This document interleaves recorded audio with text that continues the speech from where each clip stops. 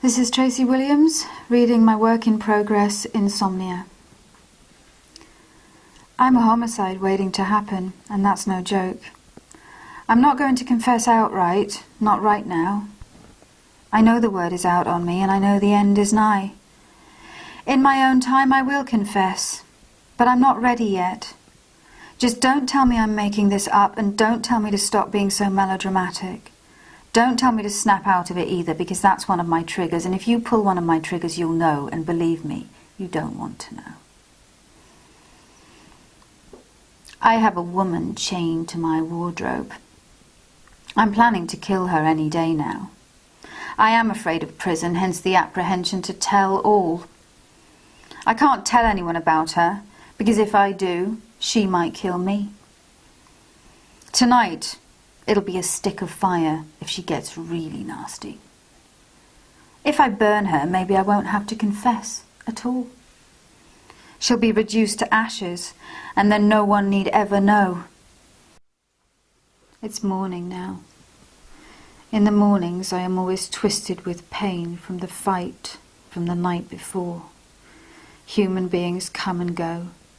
Men laugh, women chat, children giggle and cry. And I despise every one of them. And now I'm sitting opposite this doctor in a surgery. He's looking at me like they always do, with a mix of perplexity and patience. I'm at my wit's end with doctors. I've never met this one. He seems sort of okay. I hear myself say, I'm not depressed. Because I know what he's thinking. It's what they all think. This woman is depressed. But I'm not. How do you tell a doctor you're a homicidal maniac? Because tonight, I'm going to do it. I'm going to kill the bitch in the wardrobe, and then you, dear doctor, will have to section me or send me to prison. Now, how do I articulate this? Because you see, even though I have her chained to the wardrobe, this bitch is not afraid of me. She pontificates louder than a rap record, and she always talks about how she's going to get me. She's going to starve me, make me crawl and beg for food. And when I eat, she's going to kick me in the gut, make me throw it all up. Then she'll stand over me with a stick until I've cleaned up the sick, and she will do this night after night after night until I die. Darkness is moving in. I gotta be quick. Here's what I've done. I've written her name on an envelope. Inside are all the facts about her, scribbled down at 4 o'clock in the morning after I punched her unconscious.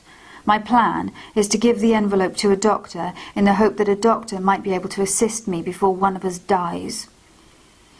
Another bout of hysteria shakes my chair. Maybe he will have me sectioned. Maybe he'll turn me in. The doctor twists in his. Do you want to be assessed by a psychiatrist, he asks. If one more fucking psychiatrist asks you about your childhood, I'm going to commit. No, please, I say. I hate psychiatrists. They never help me. Maybe they just haven't found the right medication for you, he says. If he suggests any sort of antidepressants, I'm going to walk out and head for the nearest heavy artillery store. I want a real solution. Not some quick fix green slip with Prozac or Xanax or amitriptyline or citalopram or mirtazapine written on it. I'm taking the envelope out of my bag. I'm taking it out now because I have wandered the avenues of my childhood in vain, up and down the dark corridors of a little girl in pain, and no matter how many medics assess me, that little girl won't stop crying. I am not hysterical and I'm not premenstrual. I am here, there and everywhere, and I have this terror, this woman that tortures me by night. And if I tell you her name, doctor, I beg you in this moment not to laugh or wave it off, not to look me up and down and snigger or scoff, because if I give you her name, she might kill me tonight out of sheer spite. And then the darkness will have won. The doctor reaches forward to extract the envelope from me. He will know the minute I let go. This is my enemy, This is my secret. Please, doctor, help me with this. Sleep. Sleep. S-L-E-E-P. Sleep is the alpha and the omega of every day we live. Sleeplessness is an endlessness of futility. A struggle, then a battle, which has long become a war, as ongoing as the sky. Last night she told me all the filth and horror of which I am guilty. I smell, I bleed, I shit, I eat, and I am too much. Too much. I am a pathetic, parasitical, in the way of everybody, unwanted child. When I got the car into reverse, I started screaming. I screamed all the way to the surgery, the one I'm in now. And here he sits, this doctor, my envelope in his hand, reading the chronology of a life spent in servitude to insomnia. How old were you in 1984, he asks. Because I was first prescribed antidepressants when I was 11, but I wasn't allowed to take them. My mother took the medical profession into her own hands and threw the pills down the drain. She also called the doctor a wanker. Excellent. Excellent, yes, but that was 20 years ago, and if something is not done soon, I'm a memory doctor, whether you're a wanker or not. I can't really hear what I'm saying because night is coming on, yet it seems like he is actually listening. He may even be a human doctor. God, I thought they'd all been discontinued. I thought they'd been replaced by a cult of computer-programmed, apathetic, pill-pushing, patronizing hypocrites whose sole goal was to get people like me on antidepressants and out of their offices as quickly as possible. I won't bother mentioning the doctor who told me to find a lifestyle that is less stressful and stop being a victim. But I know where she works. Useless bitch. So when was the last time you slept? Asks the doctor. I fell asleep in a field for 20 minutes in 1992. You've been awake for 16 years, he rolls his eyes. I start laughing. He smiles and reads on. Ah, you have tried medication. Medication? Oh, yes. My mouth is dry from all the drugs that never rendered the monster in my closet unconscious. Temazepam zombifies me. Diazepam has no effect whatsoever. I take vast quantities of codeine and paracetamol to console neuropathic pain. In fact, my daily intake is so high, I expect my liver should pack up, well, any minute now. Oh dear, says the doctor. There's only one pill that works for me, doctor, and I've been told that I cannot have it. What is it?